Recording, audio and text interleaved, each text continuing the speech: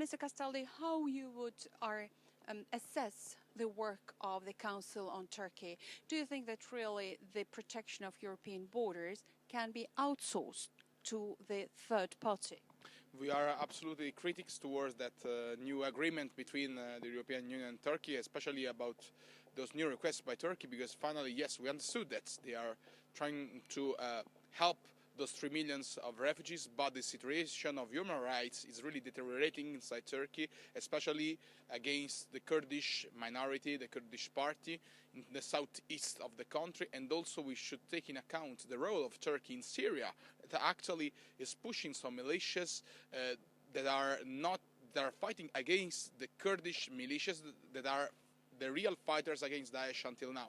So we think that more than agreement, we were blackmailed by the Turkish requests, and I do not think that they are doing step in the right direction to join the European Union. But this Turkey, today Turkey of Erdogan party, is far and far from the process. So I think that if we are in disagreement saying that we should open new chapters, we are in fact not taking into account the reality of the country today. And I think that our political position should be more tough and more coherent with the European values in this moment.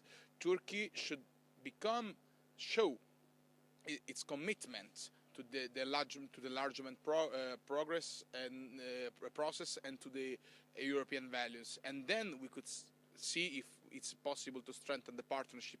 We could not say the contrary. In fact, the European Union is accepting at this moment this agreement just because it's not able to solve it, to find a joint solution for migration among the 28 different governments. So it's a clear lack of leadership and a clear lack of strategy in this moment that we are trying to solve, outsourcing the problem to the Turkish. But this is not the way we can solve it, and this is not the way a geopolitical important actor as the European Union should act in the foreign affairs panorama.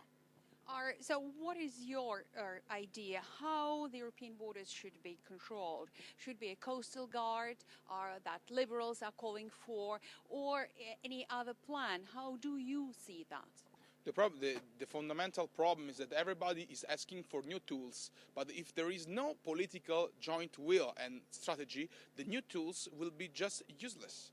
We will not need a joint coastal guard if we will not have a strategy on the top, and because those instruments should be coherent with the strategy. And the first pillar of the strategy should be to have a joint system of quotas, sharing so all the migrants between the different 28 countries. Otherwise, there will be no possibility, and it's not acceptable to transform Italy and Greece into big buffer zone in which they will put all those poor migrants and those poor souls that are trying to come here to have a new future.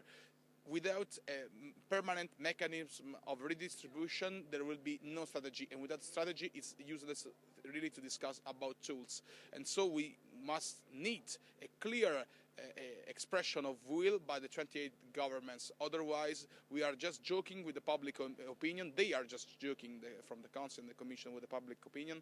And I think that in front of the humanitarian catastrophe, it is not acceptable to joke. What do you think about the rejection of our East European countries to accept quotas regime?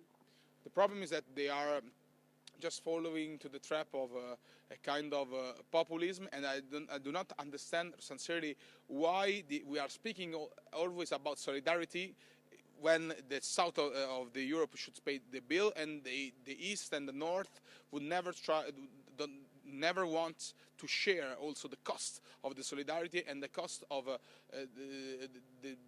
the solution for joint problems. In this moment, migrations is a problem for the whole Europe, not just for Southern Europe. So everybody should have his duty and should do it's a force. It is not acceptable that some countries will say no, we want to withdraw, because it's also for their political choices if we are in this situation, and everybody should do his part. What do you think about Schengen? Is it the end of Schengen? There is that risk just for the lack of leadership by the different government in the council, and for those stupid games they are playing some governments just to win the other their own elections. In fact, if Schengen will collapse, we will pay a huge bill, all of us, for the cost of the different of commerce and freedom of movement that will be cancelled. But on the other hand, we really need a proud and a strong action now by the Commission and by the governments to go to the direction of the redistribution mechanism systems. Otherwise, it's true that Schengen will collapse. It's not acceptable the behavior of those governments that are trying to push more migrants to their neighbor, and also those other neighbors are doing the same, so trying to push for a domino effect. This is exactly the consequence of the incorrect behavior those governments has taken until now.